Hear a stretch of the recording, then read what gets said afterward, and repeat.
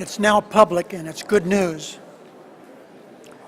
American forces, military, FBI, and others captured one of the ringleaders, if not the ringleader, of the Benghazi attacks that killed 4 Americans, including our ambassador.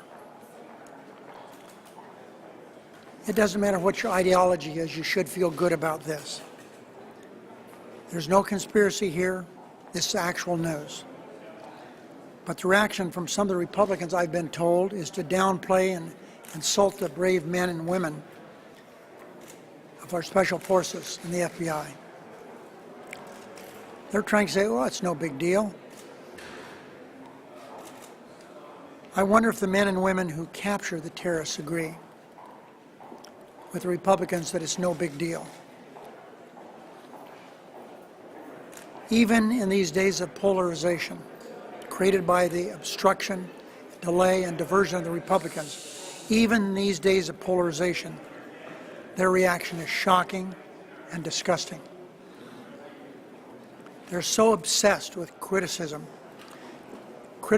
anything that President Obama does, that they'll go so far as to sit here and insult the men and women in uniform and in law enforcement.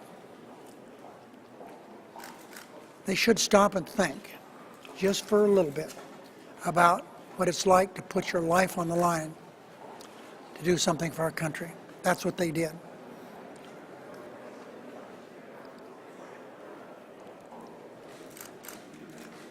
They're insulting these good men and women who did some courageous things, heroic things, in order to criticize President Obama. I think they've lost touch with reality. It's really pathetic. There's no other word for it. Any questions? Senator, what would you like to see done on Iraq? Well, I tell you some things I think shouldn't be done.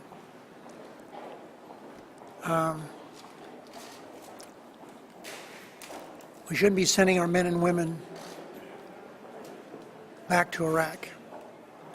Those who attack President Obama for bringing our troops home are flat wrong in criticizing him for that. And they're out of step not only with the president, but the American people. After a decade of war, we've all had enough. I do not support putting our men and women in harm's way in Iraq. Families have sacrificed enough. Rather than spending $1.5 trillion again in another war about how we use that money, we should use it to build our nation's infrastructure, create jobs that are so badly needed, and educate our children. After the shootings in Las Vegas and California, the families of gun violence victims say they're hoping that you will bring background check legislation back to the floor. Can you give them any concrete reassurance that that legislation is going to come back up to the floor?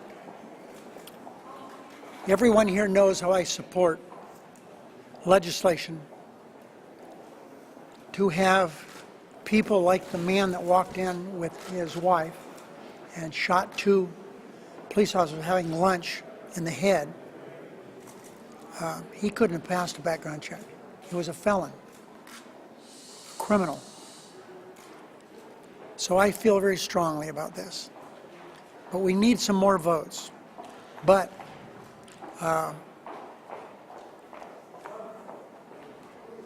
it may be good to bring this up just to send American people another message about how 85% of the American people can agree on one thing, but it doesn't mean a thing to the Republicans here. So you might do that? Yes. Senator Reid, what do you think of this latest news from the IRS that it seems to have lost 2 years' worth of emails from Lois Lerner? I talked to Senator Wyden today. He and Hatch are looking into this, and that's what we should do. Senator Reid. Yes. Senator Markey put out a fundraising letter saying he was down 2 points to Congressman Gardner. Do you regret saying Congressman Gardner was a great loser?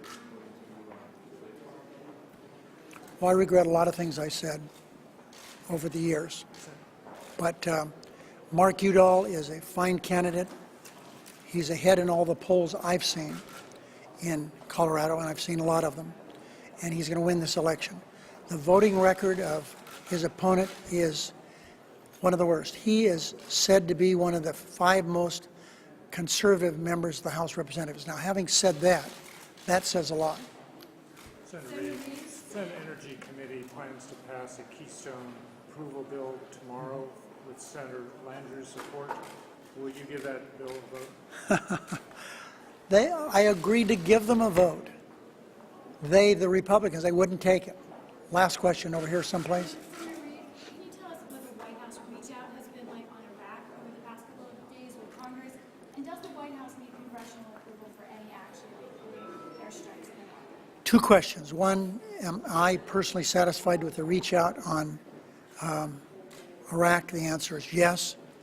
And secondly, in my opinion, I don't think they need any more authority than they already have to do whatever they need to do there. Thanks.